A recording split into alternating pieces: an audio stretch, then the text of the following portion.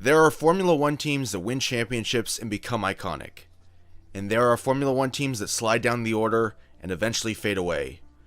And then there are teams like Tyrrell Racing, a team that did both. Because if you look closely at modern Formula One, the fingerprints of Tyrrell are still everywhere. You won't find them on any entry list today, and they won't have any big hospitality trucks in the paddock anymore, but you will find them entirely within the DNA of the sport itself. The team was an independent operation with brilliant, clever engineering. A small British team fighting giants with creativity instead of money.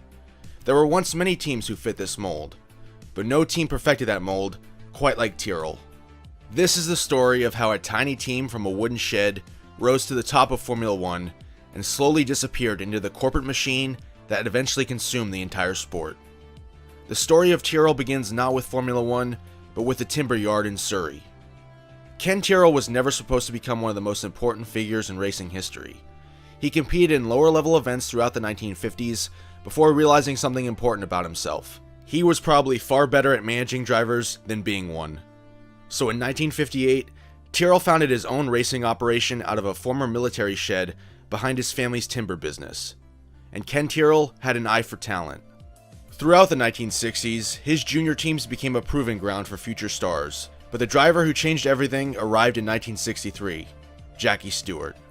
Stewart and Tyrrell immediately clicked. Ken Tyrrell wasn't polished or aristocratic like many figures in Formula One at the time. Known as Uncle Ken, he was blunt, practical, and intensely loyal. Jackie Stewart later described him almost as a father figure. Together, they formed one of the defining partnerships in motorsport history. By the late 1960s, Tyrrell had partnered with Matra, running the French manufacturer's chassis in Formula One. And suddenly, this little independent British team wasn't just competing, they were winning. In 1969, Jackie Stewart absolutely dominated in F1, winning 6 races and delivering Tyrrell and Matra the World Championship. And yet, bizarrely, that championship immediately triggered a split. Matra wanted Tyrrell to use Matra's own V12 engine moving forward. Tyrrell wanted to use the Ford Cosworth DFV, a lighter, cheaper, simpler, and arguably better engine suited to his team. So instead of compromising, Ken Tyrrell did something completely insane. He split from Matra and decided to build his own Formula One cars.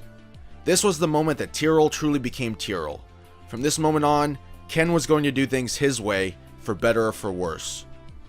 In the last 40 years of Formula One, building your own chassis is mandatory.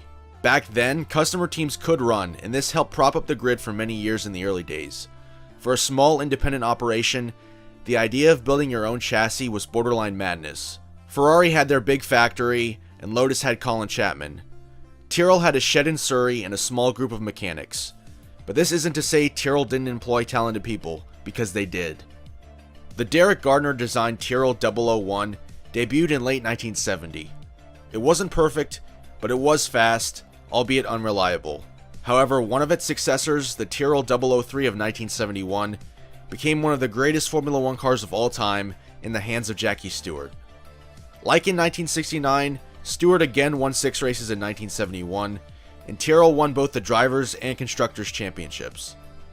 A tiny independent team had conquered Formula One, and Tyrrell did it by embodying the idea of ingenuity over scale. This was the golden age of the Garagistas, the independent British teams that Enzo Ferrari famously mocked because they operated out of industrial workshops rather than giant automotive factories. But those small teams were changing Formula One forever. Lotus pioneered monocoques and aerodynamics, McLaren was beginning to evolve into a real contender, and Tyrrell became the perfect example of the lean, clever British constructor punching far above its weight. In 1973, Jackie Stewart won his 3rd World Championship with Tyrrell. Yet the end of the season was overshadowed by tragedy.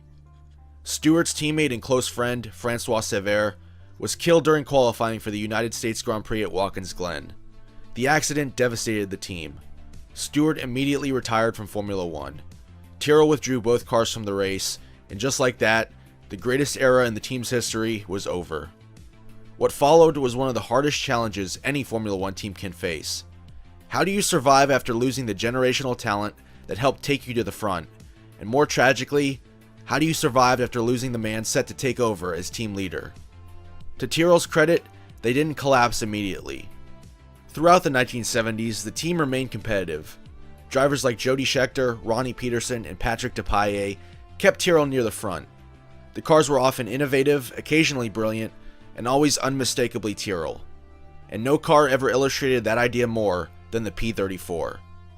It's still one of the most recognizable cars in Formula 1 history because it looks like something an 8-year-old would draw on a Sugar Rush. 4 tiny wheels in the front, 2 giant wheels in the rear. It may have looked absurd, but the idea actually made sense. Derek Gardner wanted to reduce aerodynamic drag by using smaller front tires hidden behind the front wing, while still maintaining the mechanical grip provided by a larger contact patch. The solution was adding 4 small front wheels instead of 2 normal ones. Funnily enough, the thing worked. The P34 won the 1976 Swedish Grand Prix with Scheckter and Depailler finishing first and second. For a brief moment, Tyrrell again looked like the smartest team in F1.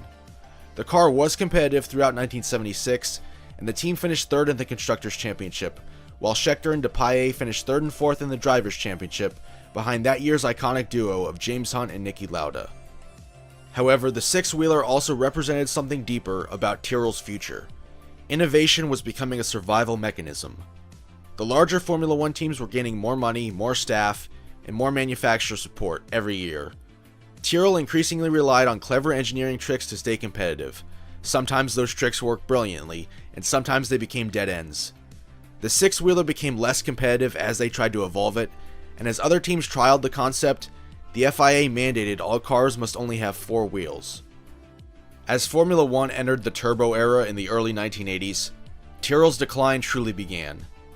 This was the moment Formula 1 started transforming from a sport of independent constructors into a war between manufacturers and corporate giants. Turbocharged engines from Renault, Ferrari, BMW, Porsche, and Honda fundamentally changed the economics of the sport. Costs began to rise significantly. Independent teams suddenly found themselves competing against global automotive corporations with effectively unlimited resources, and Ken Tyrrell hated it. Tyrrell remained loyal to the naturally aspirated Ford Cosworth DFV long after the turbo era began because the team simply couldn't afford a proper turbo program. And for a while, Tyrrell still managed miracles. Michele Alboreto won the 1983 Detroit Grand Prix, which was famously the final F1 victory for the Cosworth DFV. It really was the end of an era, because after that, the decline accelerated, and that race would also serve as the final win for Tyrrell as well. Tyrrell's finances worsened throughout the 1980s. Finding enough sponsorship started to become a challenge. Ever the eye for talent, Ken Tyrrell still employed talented up-and-comers like Martin Brundle, Stefan Beloff, and John Alesi, but the team could no longer consistently compete as a frontrunner. And then came 1984. Tyrrell was the only non-turbo entry for the entire season, and as such, they benefited from a lighter car, but any non-turbo car would be fitted with a water tank to be used as ballast to make weight. As a bonus, the FIA had banned refueling, which meant the turbo entries, everyone except Tyrrell, could no longer use the full power of their superior engines.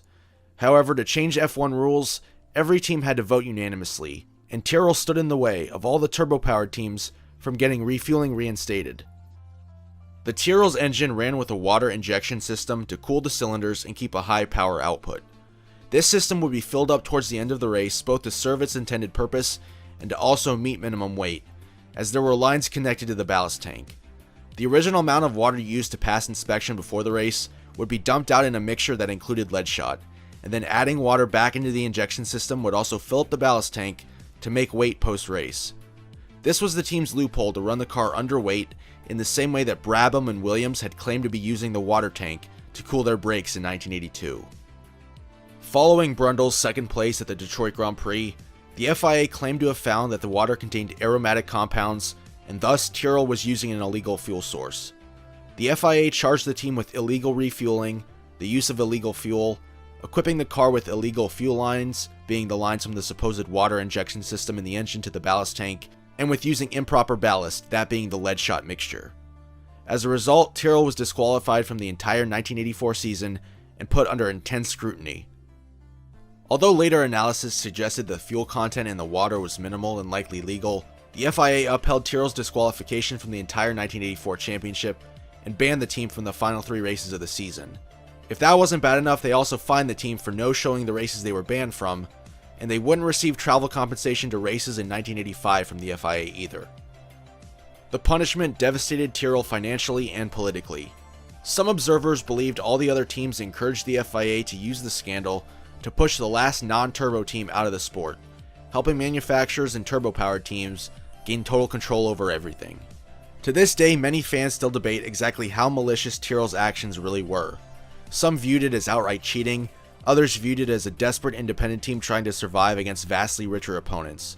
One could make the case that Tyrrell didn't do anything that other naturally aspirated teams hadn't done a few years prior, they just had a different interpretation of the rules. Either way, the damage was enormous. The disqualification shattered Tyrrell's reputation and worsened the team's already fragile finances. And the cruelest part is that Formula One only became more hostile to teams like Tyrrell from there. By the 1990s, the sport had transformed completely.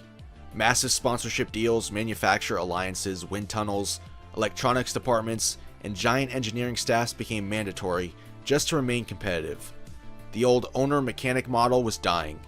Ken Tyrrell looked increasingly like a relic from another age, but there still were flashes of brilliance. John Alesi nearly won the 1990 Phoenix Grand Prix in an underpowered Tyrrell and briefly battled Ayrton Senna for the lead in one of the team's last truly magical moments. In 1991, a Honda engine deal allowed Stefano Modena to qualify on the front row in Monaco and finish second in Canada, but Tyrrell could never stay committed to certain engine suppliers or other partners for very long. The team soldiered on, but the reality was grim. The team was poor, painfully poor. Tyrrell operated with outdated facilities, limited testing budgets, and second-rate engines. While other former British independents like Williams and McLaren became technologically advanced super teams, Tyrrell remained stuck fighting just to survive. But in a certain way, that's not necessarily a bad thing. Ken Tyrrell himself never adapted to the increasingly corporate world Formula One was becoming. You can really only offer a tip of the cap to him for sticking to his guns and competing how he wanted to compete. He belonged to the era of Colin Chapman and Frank Williams, but unlike them, he never saw fit to better his team through big sponsorships or works engine deals. He routinely lost out politically, but he was there to go racing, not sitting there debating about future rules and things like that. He was a stubborn independent racer building cars because he loved racing. By the mid-1990s, Formula One was big business, and far from the way it was when Jackie Stewart was winning all his championships with Ken Tyrrell. In 1997, the end finally arrived. British American Tobacco purchased Tyrrell's Formula One entry as the foundation for a new team, British American Racing. The irony was brutal. The tiny independent team that had embodied old-school Formula One was finally swallowed up by a massive conglomerate. The team continued under the Tyrrell name for 1998, but the soul of the team was already gone. Ken Tyrrell was supposed to be given a swan song season in command before finally passing things off.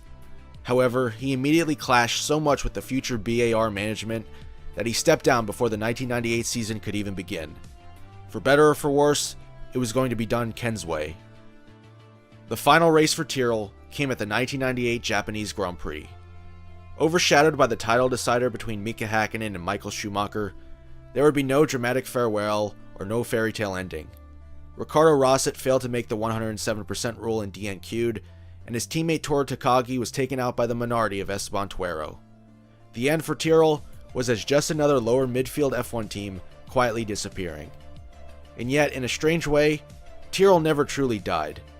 Because the lineage of that tiny team eventually flowed through BAR, and then Honda, and then Braun GP, and ultimately into the modern Mercedes team that, outside of a few recent seasons, has become the powerhouse in F1.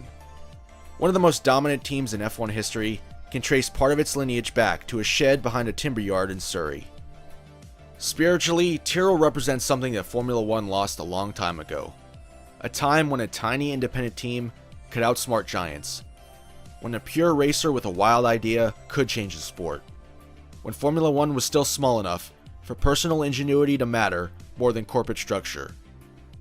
Ken Tyrrell never built an empire, but he built a racer's team. And for a brief moment in the early 1970s, that was enough to conquer Formula One. Thank you for watching, and I hope to see you in the next video.